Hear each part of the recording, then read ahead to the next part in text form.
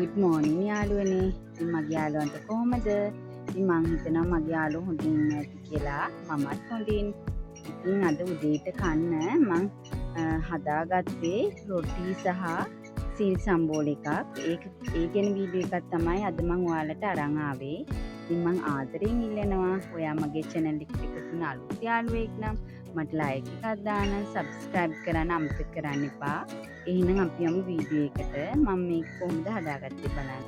ඉතින් යාළුවනේ අද උදේට කන්න මම රොටි තමයි හදාගන්න යන්නේ. ඉතින් ඒක කන්න මම සීනි සම්බෝලයකුත් හදාගන්නවා. ඉතින් දැන් මම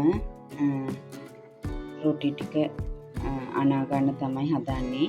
මම මෙතන ගත්තා පාම්ප්ටි ග්‍රෑම් 750ක්. ඒ වගේම පොල් ගෙඩියක පොල් මම ලුණුත් දාලා හොඳින් කලවම් කරගත්තා. දැන් මම පිටි ටික අනා ගන්න තමයි හදන්නේ. ඉතින් යාළුවනේ මම පොල් ටික මේ විදිහට එකතු කරගත්තා. දැන් මම වතුර ටික දාලා හොඳින් අනා ගන්නවා.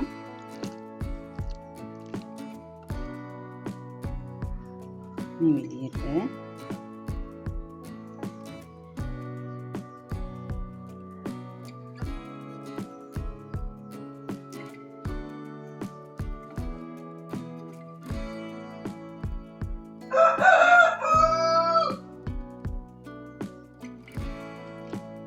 තවත් වතුර චුට්ටක් දාගත්තා.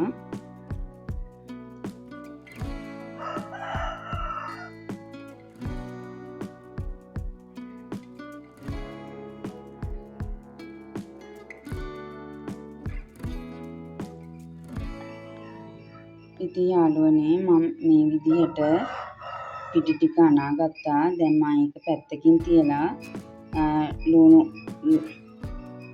සීනි සම්බෝල එක හදාගන්න යන්නේ.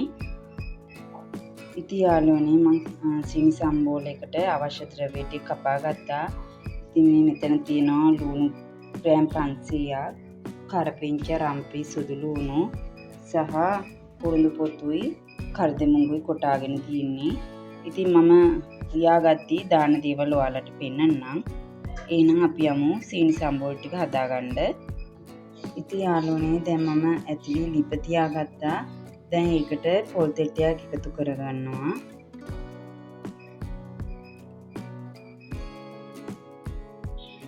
පොල් තෙට් ටිකක් වැඩියෙන් එකතු කරගන්නවා. තුණු බැදෙන්න ඕන නිසා.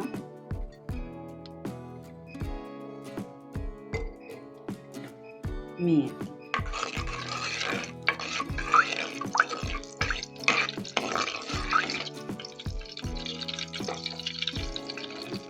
තෙල් ටික රත් වුණාන් පස්සේ මම ලුණු ටික එකතු කරගන්නවා. ඉතින් දැන් තෙල් ටික රත් වෙලා තියෙන්නේ. මම ඒකට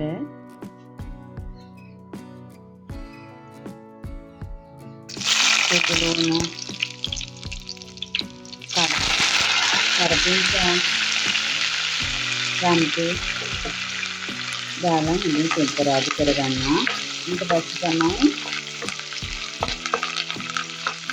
ලුණු එකතු කරන්නේ. දැන් හරි මම ලුණු ටිකත් එකතු කරගන්නවා මේ විදිහට.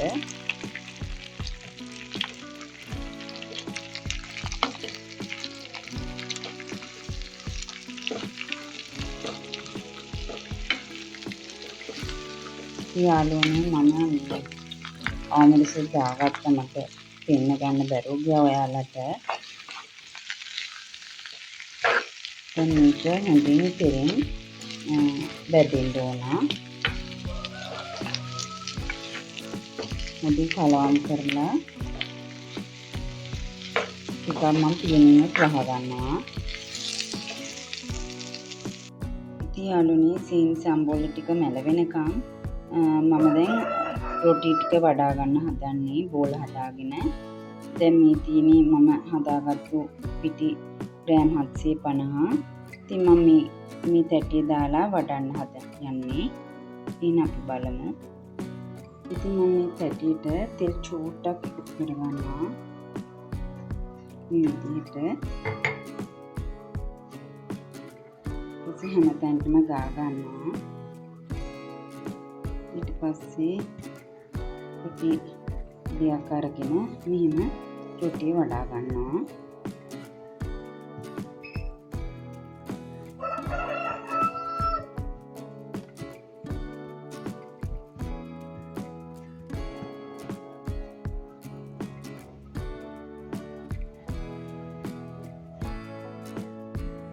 ඉතින් මේ වෙලාවේදී අපි බලමු අපේ සීනි සම්බෝලයකට මොකද වෙලා තියෙන්නේ කියලා. ඉතින් යාළුවනේ ලුණු ටික හොඳට මලවිලා තියෙන්නේ. දැන් අපි තුන පහ ටික එකතු කරගන්න තමයි හදන්නේ.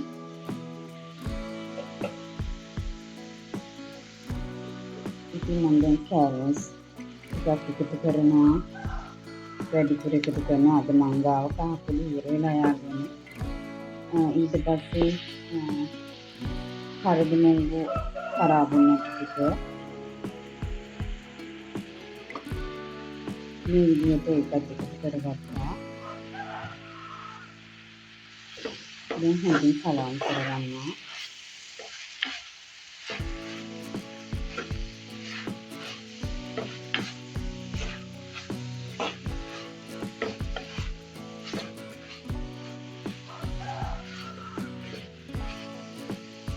තව ටිකක් සෑල්මිස් මදි කියලා මට හිතුණා.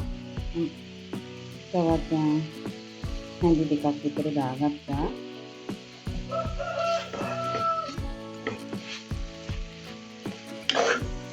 දැන් හොඳින් කලවම් කරගන්නවා.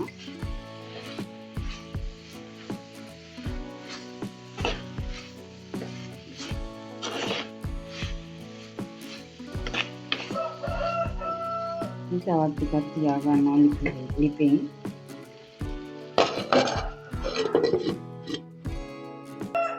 ඉතින් යාළුවනේ මේ තියෙන්නේ සියඹලයි ලුණුයි.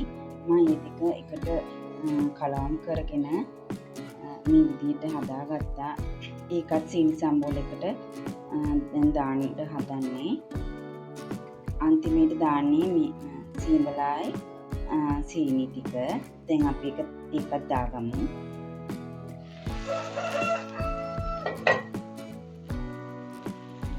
මම සියඹල එකතු කරනවා.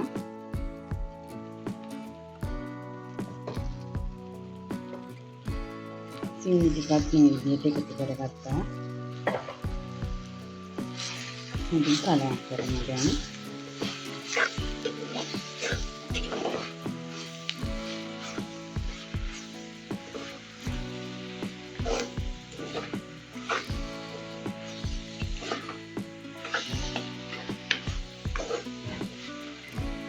තව ටිකක් තියාගන්න ඕනේ. යාළුවනේ මම ගම්මිරිසුත් ටිකක් මේ වෙලාවට එකතු කරගන්නවා. වේලාසනින් තමයි දාගන්න ඕන. මට ඒක අමතක වුණා.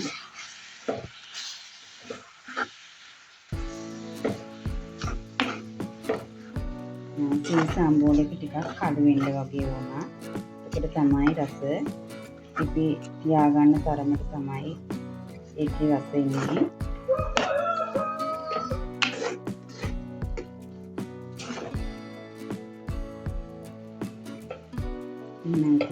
තවත් ටිකක් තියාගන්න එක මේ විදිහට. ඉතින් යාළුවනේ සීනි සම්බෝලයක බලමු.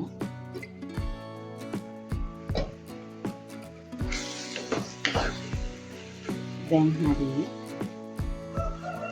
දැන් අපි ගාගමු. ඉතින් යාළුවනේ දැන් මම රොටි ගුලි කරගත්තා. දැන් මම රොටි පුච්ච ගන්න තමයි හදන්නේ. ඉතින් යාළුවනේ මම රොටිය දාගත්තා. තාමකින් තවටියකින් අපි බලමු. ඉතින් මම එක පැත්තක් පුච්ච ගත්තා. දැන් එහා පැත්තත් පුච්ච ගන්න හදන්නේ. ඉතින් දැන් හරි රොටිය. දැන් මම මේකත් බා ගන්න හදන්නේ. ඉතින් යාළුවනේ මේ තියෙන්නේ මම හදාගත්තු රසම රස සීනි සම්බෝල එක සහ රොටි ටික.